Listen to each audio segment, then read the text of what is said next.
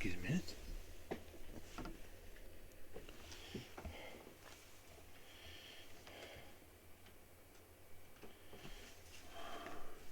Sorry about that. Scooted my chair up, knocked my books on the floor.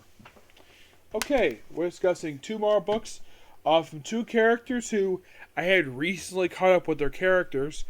First of one is basically from a series that just started and maybe ending. The next issue comes out next week. It's possibly ending because there's no more list issue for this one. That being Blade by Brian Edward Hill, Volume 1, Mother of Evil.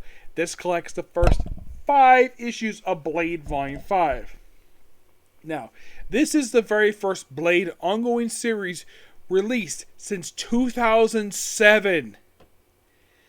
Yes, at the time this came out, it had been 16 years since the Blade ongoing series. Now, what is the reason why we have not had another one? I've never heard of the exact reason why. I guess he's not a character Marvel's interested in very much. And whenever he's put in the book, it doesn't last very long. Books like MI13, Strike Force. The only book he was on actually, he was previously in prior to this book. I think what probably gave him already to give him his own solo book was probably when he popped up in Avengers. Yes. So, Brian Edward Hill, who had previously wrote the Batman Knight Series book, this brand new book for him. So, mostly put, this book is Blade doing Blade things. Hunting vampires. And one thing I do appreciate though about this book, he is in the Wesley Snipes look. A look that's very popular in Blade fans.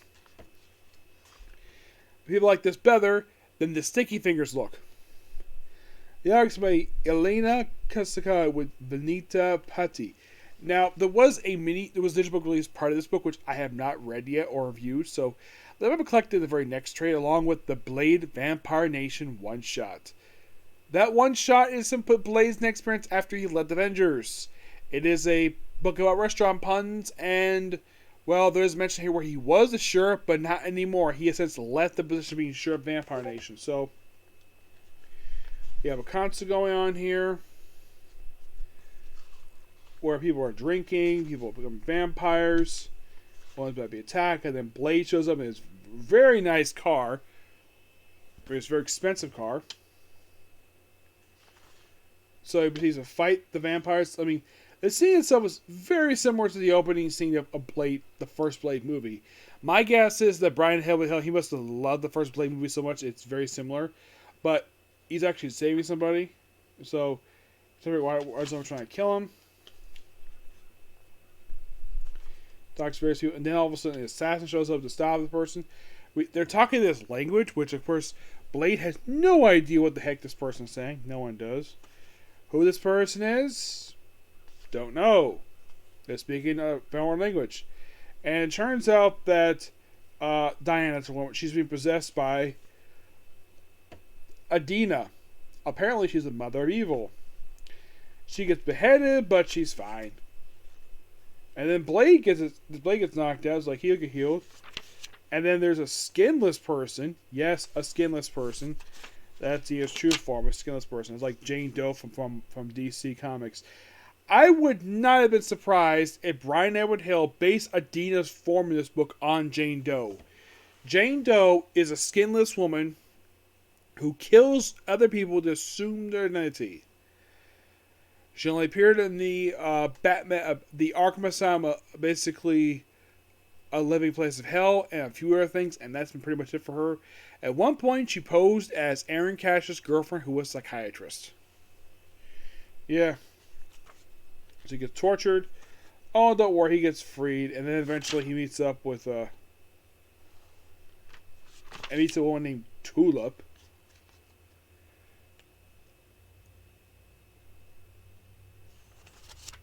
And then we see Blade staying outside her bathroom, where she is topless, wearing nothing but a towel around her waist, and we see on her back she's got this butterfly tattoo that is very faded.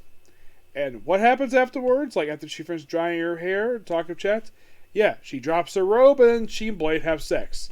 Puts her clothes on, and then of course the place is attacked by a freaking helicopter. where he takes her gun, takes the guys on board, and, like, yeah. He gets shot out a window, and then, of course, apparently he frees, basically, a kid who was tied up. Meets some sorcerer. Like, okay stuff, per se. It's action. Yeah, and Dina shows up here again. Yeah. And all about basically trying to stop her. And, of course, there's angels and dragons, arrows. They're constantly attacking. And then all of a sudden, at the end of issue 3, Doctor Strange shows up. Now, this, as far as I can tell, the first time I could think of Brian Everett has ever written a Doctor Strange appearance. But here he is. And Doctor Strange just met a Blade for freeing the mother vampires. Yep. Yeah, and also Blade, for some reason, is not wearing the coat he normally wears. He basically is wearing a Mandarin collar. Why the heck he's wearing this? I have no idea. And why the heck he's wearing shades? That's anybody's guess. These red glasses. So, he fights the vampires who do the whole split face thing. Like, this is pulled direct. This is from the Reapers from Blade 2. I'm like, that is interesting. Yes. He takes out the vampires. And of course, he worked Doctor Strange, obviously. Leads issue 5, where we have some stuff going on here. They're going to sing a Saint Torm, which always good to see his place. And fights some other demons in her personal hell. Then he leaves. It goes back to the Vampire Nation with a sword. And that's Blade. Blade goes to Dracula to teach him how to win a war. And it's called the Tomes of Dracula. Now, those of you thinking, what? Why the heck would he go to his arch nemesis to ask him to teach him how to war? It's like, why? But definitely a good book altogether. Like, I love the nods to the first 2 Blade movies. Because, of course, Brian Everett Hill must have loved those movies because there's no references here to Blade 2, Blade 3.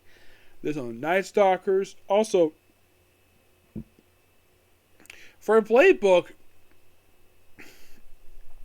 you would think maybe this guest appearance by his daughter. Nope. His daughter is not here. You know who also is not here? His longtime girlfriend. Apparently writers forget the fact he's dating. Spitfire. Yes. Spitfire, for some reason, is not here. I do not know, honestly, the reason why I'm not here. She's not here. Like, last time I checked, these 2 were an item. And nothing is done with it. It's like, why? Because does she think she's too old for Blade? That they don't want to advance the relationship? It's like, the writer of Calendar number 13 set up his relationship. It is brought up once in a Spitfire one shot and nothing.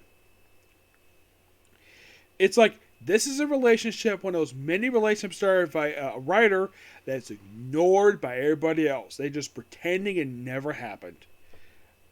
Yes. Kind of similar with Hawkeye and Spider-Woman, where these 2 were an item. And then they broke up off screen. They broke up in Infinity War. And there was a relationship everybody wanted to pretend never happened. Yeah. But, good book. Interesting book altogether. We give it a 9 out of 10. Next up we have his most recent book for this character, Moon Knight. Yeah, this was the last one to review for him until whenever Marvel released Adventures of Moon Knight, the current volume of trade. So, it's a black, white, and blood book. Here are your stories. Anubis Rex by John Hickman and Chris Bachalo. So White Yet So Dark by Mary Ella and Dalton Cody. The End, Mark Guggenheim and Jorge Fonos. The Empty Tomb, Ben Percy and Vanessa Del Rey. A Hard Day's Night, Day of Purpose, who wrote the City of Dead miniseries. Leonardo Romero and Chris Summer. Pat Zurcher does Blood Red Glitter. David Lopez and Eric Sanchez. There's a wrong turn. There's issue 4, 3. Jim Zeb and Deborah Mercer-Plan, No Empty Sky. Astronauts by Anna Senti, Safel Raffi, and Chris Summer. Good Morning by Christopher Chantwell and Alex Lenz. The City of Blood, Nina Simmons, Delta Bennett, and Chris Summer. Born to Be by Paul Alco. You probably think of all these people, aside from Day of Purpose, have any of these writers ever experienced writing Moon Knight before? You would think anything they wrote Moon Knight books? Nope. I mean, what experience Hickman have writing Moon Knight? None. Ben Percy. I think of it. It's like the only person who wrote was basically the purpose. Nubus Rex. It is mostly put just Moon Knight. It's a funny story of Moon Knight working with Spider-Man. And Spider-Man basically borrows... It's a jungle story, and of course Spider-Man borrows... actually, that happens next story. The same guy and was very bloody. The next story is Moon Knight in his regular attire. So basically, Moon Knight. It's a good team story between Spider and Moon Knight, because these two are two characters. Moon Knight is one of those people where Moon Knight has no problem with it, and of course, his funny ending is like, "I'm not letting Mr. Moon Knight see Deadpool," but Spidey, no. I thought that was funny. And we have the end, basically Moon Knight being stabbed, and of course, apparently him being helped out. It's a good, interesting story. Of course, a guy called Red Blade, and then we have. It's like mostly put Moon Knight on the run, and of course, the book ends with him saying, "Welcome to Moon Knight Mission. My name is Mr. Knight. How can I help you?" Yeah, it's like ending like prior, just basically just not long after this. It's like the story set during the main book. And we have this wonderful cover image by, it looks like David Finch who did this cover.